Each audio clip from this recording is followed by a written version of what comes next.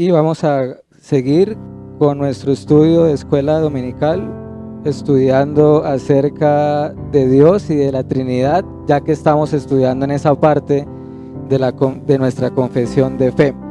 Quienes la tengan a la mano, voy a volver a leer el párrafo que estamos considerando para luego remitirnos a las Sagradas Escrituras. Es el capítulo 2 de la confesión y estamos estudiando el párrafo 1, capítulo 2, párrafo 1, y lo volveré a leer. Dice este párrafo: el Señor nuestro Dios es un Dios único, vivo y verdadero, cuya subsistencia está en Él mismo y es de Él mismo, infinito en su ser y perfección, y cuya esencia no puede ser comprendida por nadie sino por Él mismo. Es espíritu purísimo, invisible, sin cuerpo, miembros o pasiones, el único que tiene inmortalidad y que habita en luz inaccesible. Es inmutable, inmenso, eterno, inescrutable, todopoderoso, infinito en todos los sentidos, santísimo, sapientísimo, libérrimo, absoluto, que hace todas las cosas según el consejo de su inmutable y justísima voluntad, para su propia gloria. Es amantísimo, benigno, misericordioso, longánimo, abundante en bondad y verdad, perdonando la iniquidad, la transgresión y el pecado, galardonador de los que le buscan con diligencia y sobre todo justísimo y terrible en sus juicios, que odia todo pecado y que de ninguna manera dará por inocente al culpable. Hoy estaremos viendo la segunda parte de ese párrafo que acabamos de leer o de citar. Recordemos que estamos viendo, hermanos y amigos, conforme a la palabra de Dios, cómo Dios se ha revelado a sí mismo y cómo es Él, ¿cierto? Cómo es su ser, cómo es su naturaleza, y sobre todo este primer párrafo se centra mucho en Dios el Padre, este primer párrafo. Luego en el párrafo 3 ya consideraremos un poco más la doctrina de la Trinidad, pero en este primer párrafo nos enfocamos más que todo en Dios Padre. ¿Qué hemos visto hasta el momento? Que Dios es uno, y eso por lo menos implica varios aspectos. Que Dios sea uno quiere decir, por un lado, que Él es el único Dios vivo y verdadero. Eso quiere decir que fuera del Señor no hay más dioses, ¿verdad? Él es el único. Eso quiere decir que también Él es uno en su ser, en su naturaleza. Pero también empezamos a considerar algunos de los atributos de Dios que vemos en la Biblia. Por ejemplo, ¿cuáles? Dios es infinito, Dios es incomprensible, Dios es impasible, invisible, inmutable, inmortal, eterno, ¿cierto? Y en la mañana de hoy vamos a estar considerando, para finalizar, ese párrafo que acabamos de leer. Iglesia, es mi deseo y es mi oración que cuando consideramos de manera especial los atributos de Dios, nuestros corazones realmente puedan arder en asombro. Cuando vemos los atributos de Dios en las Escrituras, nos debe asombrar cómo es Dios y cuán diferente es a nosotros, cuán diferente es a ustedes y a mí, y que eso nos lleve a rendirnos a este único Dios verdadero en adoración. Les recuerdo también, iglesia, que el propósito acá no es un estudio exhaustivo de los atributos de Dios. En su momento lo vimos. Si ustedes quieren recordar esos estudios, está en internet, en la página de la iglesia, y podemos volver a recordar atributo por atributo. Acá lo que estamos haciendo es de una manera general con algunos textos bíblicos. De modo que el Señor nos ayude a recibir su palabra como es, como palabra de Dios y no como palabra de hombres, y que como enseñó Cristo Jesús, nos ayude a tener cuidado de cómo oímos su palabra, cómo la recibimos. Vamos a estar considerando algunos de los atributos o perfecciones del Señor. Por ejemplo, acabamos de leer también que Dios es, o el Señor es todopoderoso. Dios es todopoderoso. Este atributo también es llamado como, ¿recuerden? La omnipotencia de Dios. Todopoderoso o omnipotencia es lo mismo.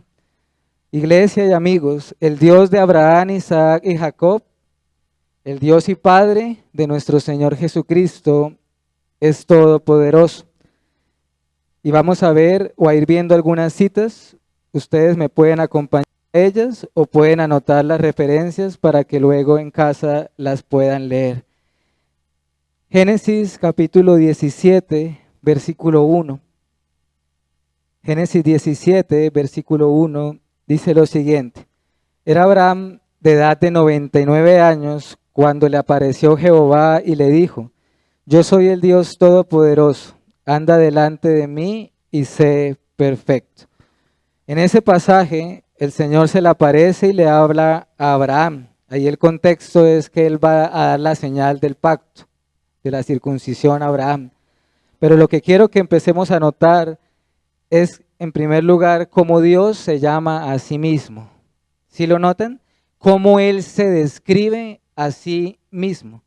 No vemos que es un hombre el que le atribuye la omnipotencia a Dios. Ni siquiera es Abraham. Ni siquiera es Abraham el que dice, Señor, tú eres omnipotente. Si nos fijamos en el versículo, es Dios mismo el que está diciendo que Él es el Dios todopoderoso. El gran yo soy está diciendo, yo soy el Dios todopoderoso. ¿Esto qué quiere decir? ¿Cómo podríamos resumir en breves palabras que Dios es todopoderoso? Que Dios, ¿qué? Todo lo puede hacer. Todo lo puede hacer. En el cielo hay un texto en Apocalipsis 4:8 que habla de los 4 seres vivientes. Ellos adorando al Señor dicen, Santo, Santo, Santo es el Señor Dios Todopoderoso. Apocalipsis 4:8. Allí vemos que la omnipotencia de Dios está siendo resaltada y reconocida en la adoración celestial. Es decir, ahora mismo en este instante en el cielo, miles de seres angelicales están exaltando a Dios por su omnipotencia, porque Él es todopoderoso. Hermano y amigo que me oyes en esta mañana, no existe nada que Dios no tenga el poder de hacerlo o de llevarlo a cabo. No existe nada que Él no lo pueda hacer. No es como nosotros, ¿cierto? Nosotros quisiéramos hacer muchas cosas, pero ¿por qué no las podemos hacer? Porque la gran mayoría de ellas o muchas de ellas no podemos hacerlas. No podemos. Pero así no es con el Señor.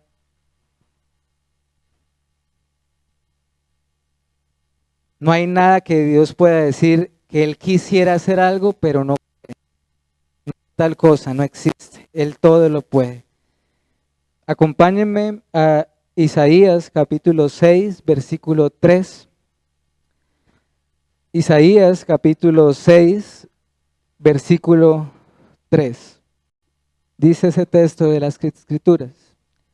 Y el uno al otro daba voces diciendo, Santo, Santo, Santo, Jehová de los ejércitos, toda la tierra está llena de su gloria. Acá ya vamos a ver brevemente otro atributo de Dios. Este es uno de los pasajes más conmovedores y gloriosos de todas las Escrituras, ¿cierto? Nos muestra la belleza y la gloria de Dios. Es similar al pasaje que acabo de citar en Apocalipsis 4:8 del profeta Isaías. Son los serafines, ángeles, seres angelicales, quienes están cubriendo sus rostros en señal de reverencia y de solemnidad al Señor y adoran. Pero de manera muy particular resaltan una de las perfecciones de Dios. ¿Cuál? Su santidad, la santidad de Dios. Dios es santo, pero no solo santo, sino que dice el texto que es 3 veces santo. El único atributo que se repite de una manera como esta es la santidad de Dios. ¿Qué quiere decir esto? Que el Señor nuestro Dios, el Dios de las Escrituras, es apartado del mal, sin mancha, sin pecado. Es uno de los atributos más gloriosos de nuestro Dios y que hacen que Él realmente sea único. Si Dios es santo, iglesia y amigos, Él no se complace ni en el pecado ni en el pecador tampoco. El Salmo 5, por ejemplo, versículo 4 al 6 dice lo siguiente: porque tú, Salmo 5 del 4 al 6, tú no eres un Dios que se complace en la maldad. El malo no habitará junto a ti. Los insensatos no estarán delante de tus ojos. Aborreces a todos los que hacen iniquidad. Destruirás a los que hablan mentira. Al hombre sanguinario y engañador abominará Jehová. Sí, hermano y amigo. ¿Qué vemos acá en este atributo del Señor? Que Dios es muy limpio de ojos como para ver el mal.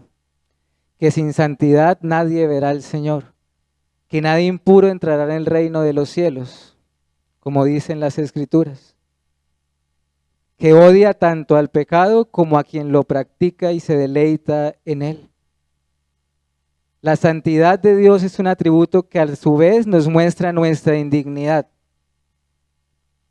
nuestra distancia del Señor, pero al mismo tiempo nos atrae. Por lo menos a los creyentes, la santidad de Dios es algo que nos atrae. El Dios que es 3 veces santo, iglesia, es el único que nos puede declarar santos por medio de Jesucristo y de su Santo Espíritu. De manera que les ruego que consideremos más a menudo la santidad de Dios, porque hará bien a nuestras almas tenerlo presente. Acompáñenme a la carta a los Romanos, capítulo 16, versículo 27, el último versículo de Romanos.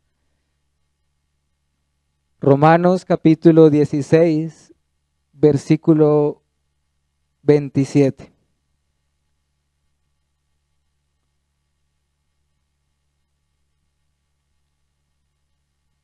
Les recuerdo que igualmente, hermanos, la persona de Jesucristo también comparte todos estos atributos. Estos mismos atributos de Dios el Padre también los vemos en Cristo Jesús. Romanos 16, 27 dice: al único y sabio Dios sea gloria mediante Jesucristo para siempre. Amén.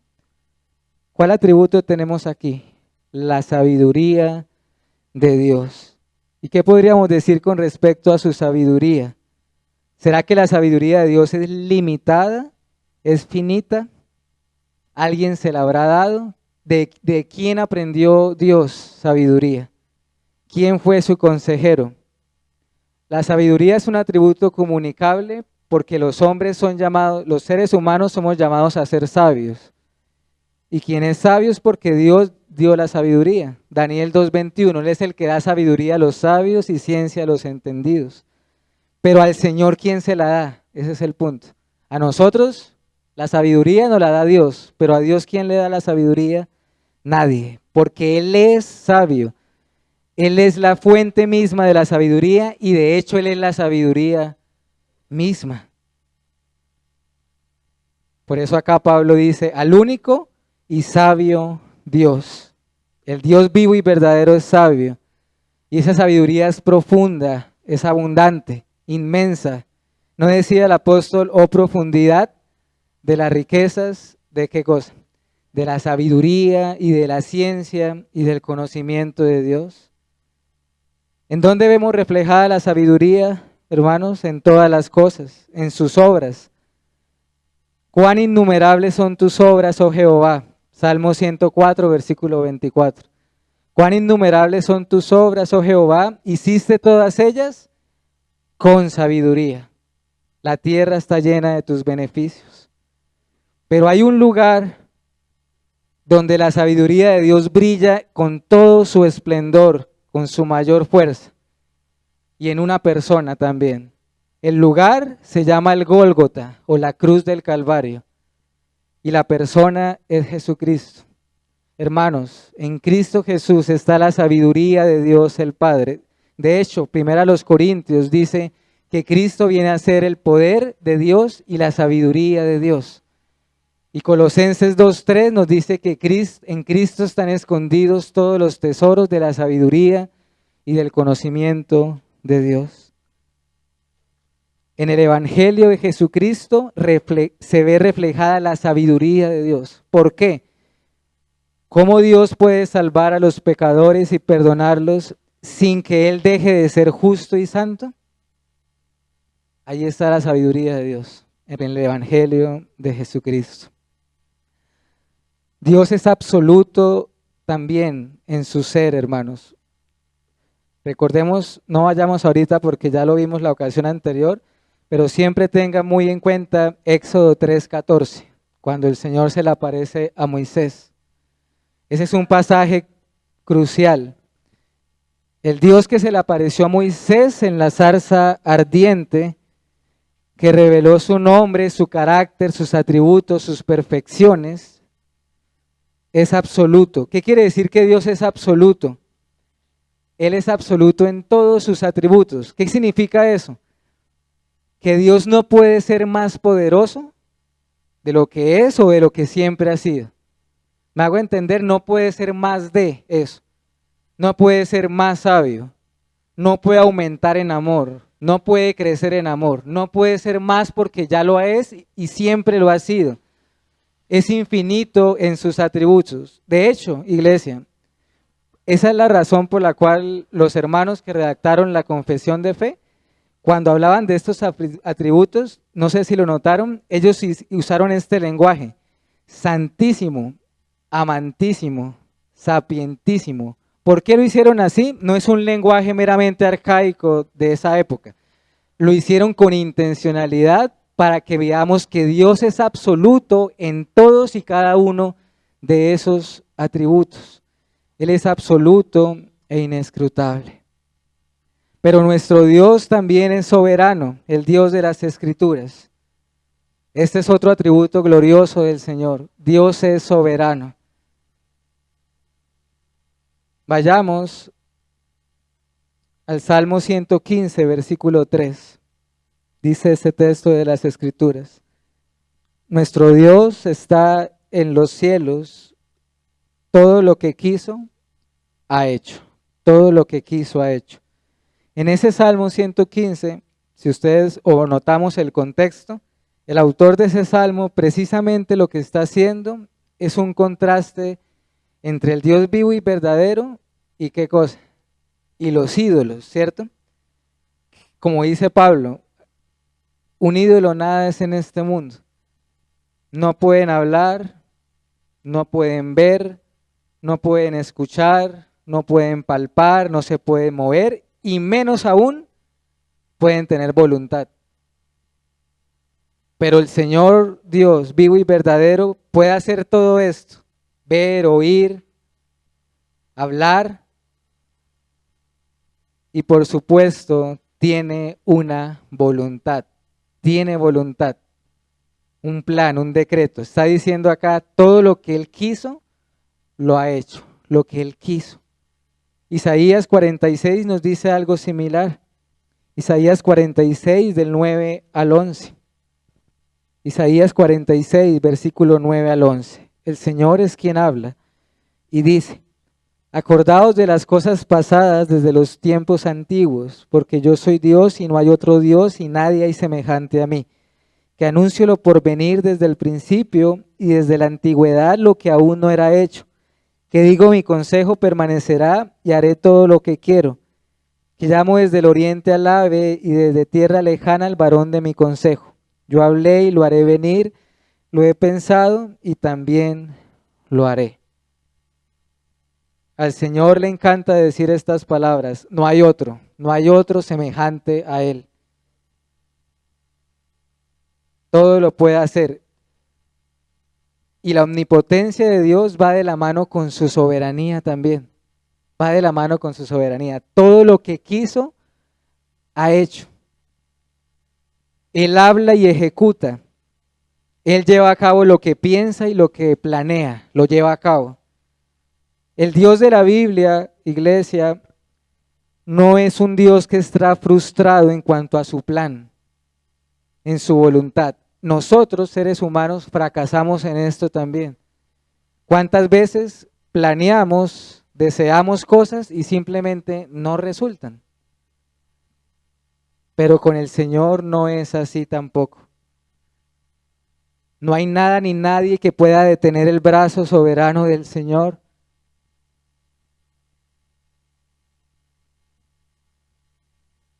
Que Dios no pueda hacer algo que Él quiera hacer es un imposible.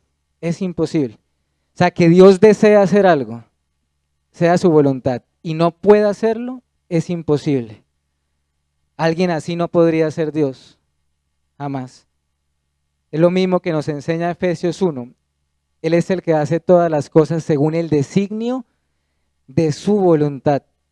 Efesios 1:11 es ese pasaje. Habiendo sido predestinados conforme al propósito del que hace todas las cosas según el designio de su voluntad. Ahorita en ese pasaje de Isaías, el Señor dijo, mi consejo permanecerá. ¿Cuál consejo? ¿De cuál consejo está hablando? Del plan eterno de Dios. El plan eterno de salvación, lo que algunos llaman el decreto eterno de redención. La soberanía de Dios se extiende a todo y eso incluye también la salvación de los hombres y de los pecadores. A quien Dios quiera salvar, lo salvará y nadie le podrá resistir. Efesios nos habla de un propósito. ¿Cuál propósito? Ese mismo consejo del cual habla Isaías.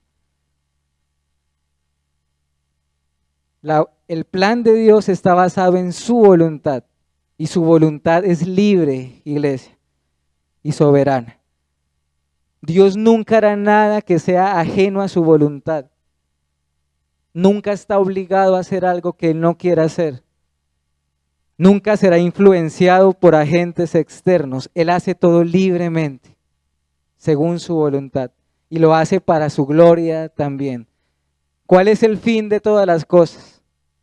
¿Dios tiene un propósito para todas las cosas? ¿O será que todo este universo fue diseñado para nosotros y para nuestra felicidad?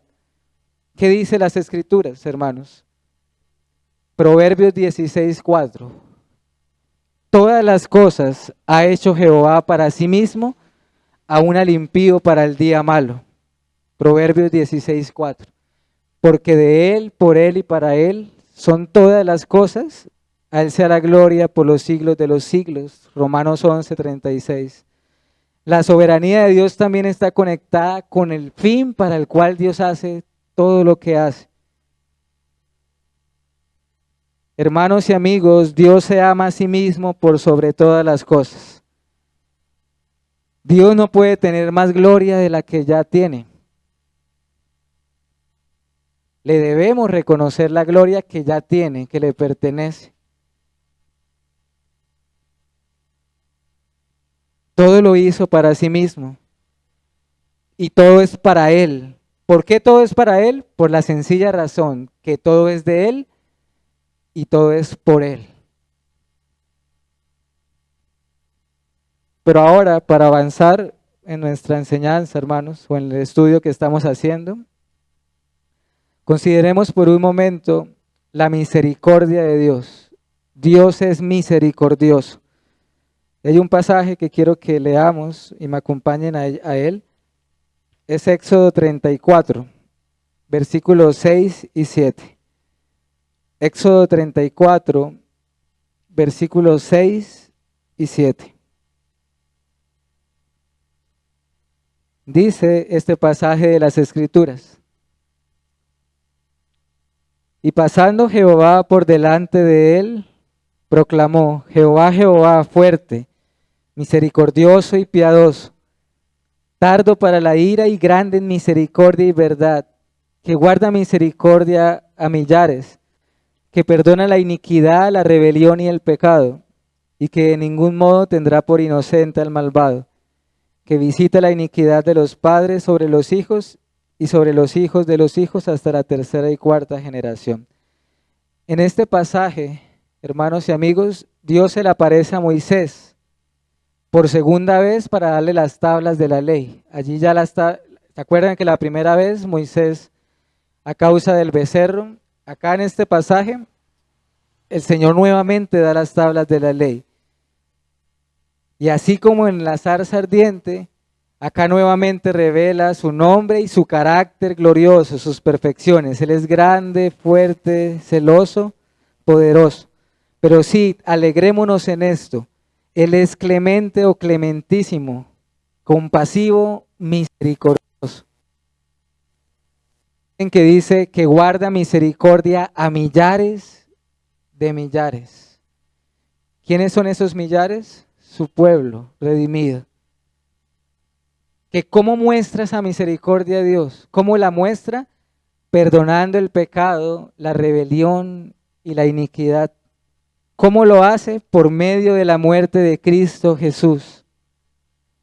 Hermanos y amigos, Dios no perdona de balde. Dios no perdona de balde por perdonar. Si Dios perdona, lo hace con sangre derramada. Porque sin derramamiento de sangre no hay remisión de pecados.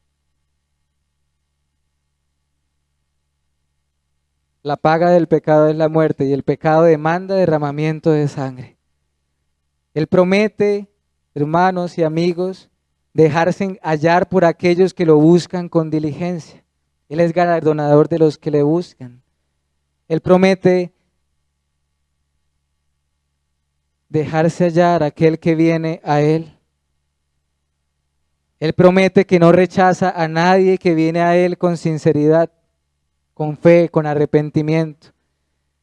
Nadie, absolutamente nadie, en el gran día final, del juicio final, podrá decir, yo fui a Cristo y fui rechazado.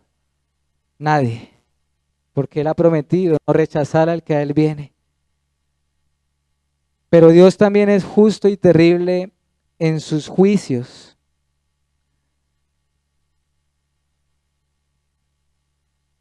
Nehemías 9:33 dice, por ejemplo, pero tú eres justo en todo lo que ha venido sobre nosotros, porque rectamente has hecho, mas nosotros hemos hecho lo malo. Nehemías 9:33. No debemos confundir las cosas.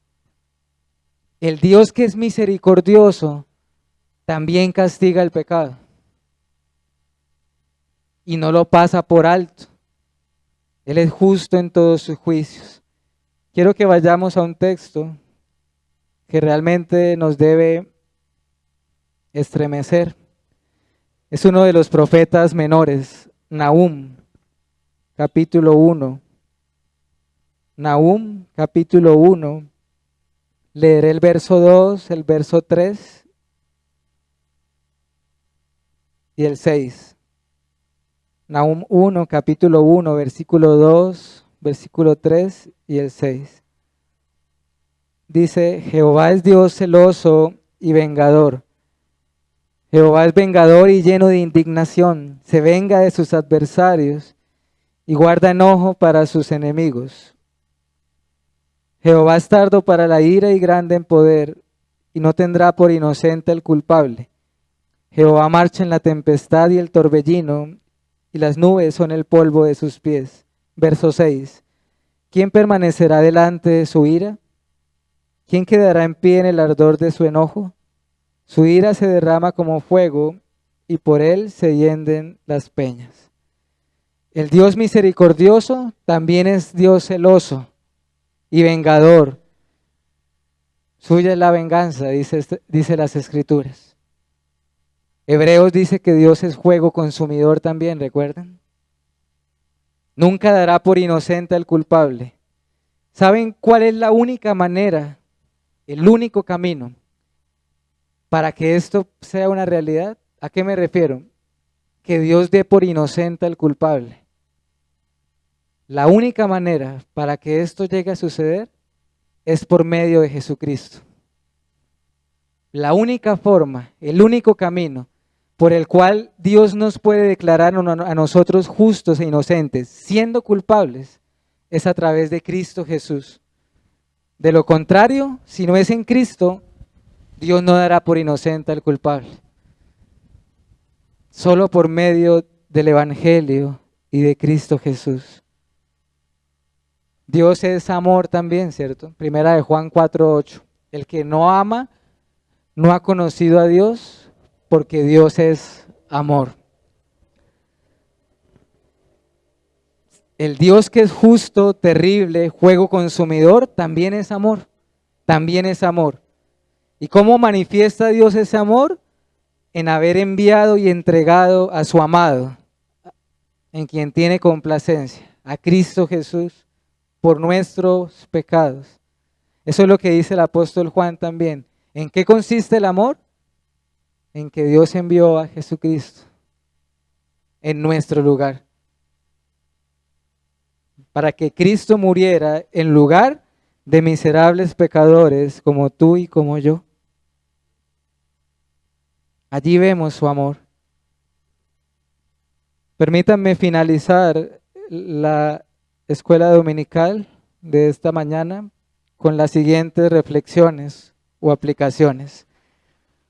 Iglesia, gocémonos y alegrémonos y démosle gloria al Señor, porque nuestro Dios no es un Dios débil, nuestro Dios es un Dios omnipotente y todopoderoso, que todo lo puede. Segundo, no olvides ni olvidemos que el Dios de la Biblia, nuestro Dios, es un Dios que es santo, santo, santo, y que nos llama también a ser santos. Primera de Pedro 1, versículo 15 al 16, nos dicen: sed santos en toda vuestra manera de vivir, porque así como el Señor es santo, su pueblo debe andar en santidad. También, ¿qué aprendemos en esta mañana? Debemos tener un equilibrio en cuanto a cómo conocemos a Dios, en el sentido de cómo Él se ha revelado en la Biblia. Muchos, y podemos también nosotros caer en este error, podemos fabricarnos un Dios en nuestra imaginación, que no es el Dios de las Escrituras. Por ejemplo, para muchos Dios puede ser solamente un Dios de amor, pero si Dios es solamente un Dios de amor, solamente ese no es el Dios de las Escrituras. Porque como hemos visto en esta mañana, Dios es amor, pero Dios también es justo. Dios es misericordioso, pero también no dará por inocente al culpable. O para muchos otros, Dios puede ser un Dios solamente de ira y enojo. Cuidado con eso. Hermanos, Dios es un Dios de amor y Dios es un Dios de misericordia. Temamos pues a Dios y a sus justos juicios. No juguemos con el pecado. No juguemos a qué tan cerca podemos estar del infierno sin caer en él. Detestemos ese evangelio humanista que hoy día es predicado y anunciado en nuestros días. Es un mensaje que es abominable a los ojos del Señor y a las Escrituras. ¿A qué me refiere un evangelio humanista? Se presenta un mensaje donde Dios está frustrado y el hombre está en un trono. Donde Cristo está suplicando y es el hombre el que le da permiso. No. Es el hombre el que debe clamar y suplicar. Y es Dios quien es poderoso para salvar. Esa frasecita que Cristo es un caballero y que pide permiso para entrar a nuestro corazón no es bíblica. Ciertamente Él está a la puerta y llama, claro que sí. Pero cuando Él llama, Él es poderoso para abrir esa puerta. Él es el Rey de Reyes y el Señor de Señores y Él conquista todo lo que quiere conquistar. Y Él entra victorioso al corazón a quien Él quiere entrar, hermanos. Si en esta mañana creemos o crees que estás demasiado sucio como para venir al Señor, o que ya es demasiado tarde, puedes estar muy equivocado. No tenemos excusas para venir a Cristo Jesús, para no venir a Él. Si crees que eres el peor de los pecadores, pues el Evangelio es para ti. El Evangelio es la gracia abundante para el peor de los pecadores. ¿Cómo despreciaremos nuestra única esperanza, nuestra última esperanza? Rechazar el Evangelio es semejante o es tan absurdo como aquel que prefiere hundirse que aferrarse a un salvavidas, a su única esperanza. Te puedes estar ahogando para siempre y no te estás dando cuenta. Nos puede pasar eso. Solo quisiera terminar en este momento citando un versículo que a mi manera de ver puede resumir de una manera muy fiel lo que hemos estado viendo en este primer párrafo de la confesión. Miqueas 7, versículo 18 y 19. ¿Qué Dios como tú, que perdona la maldad y olvida el pecado del remanente de su heredad? No retuvo para siempre su enojo, porque se deleita en misericordia.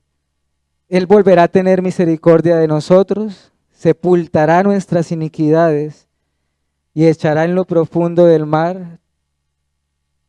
¿Algunos? No, todos nuestros pecados. Ese texto es precioso, hermanos, y debería llenarnos de consuelo. Digamos como el profeta acá, nadie como tú, Señor, nadie como tú.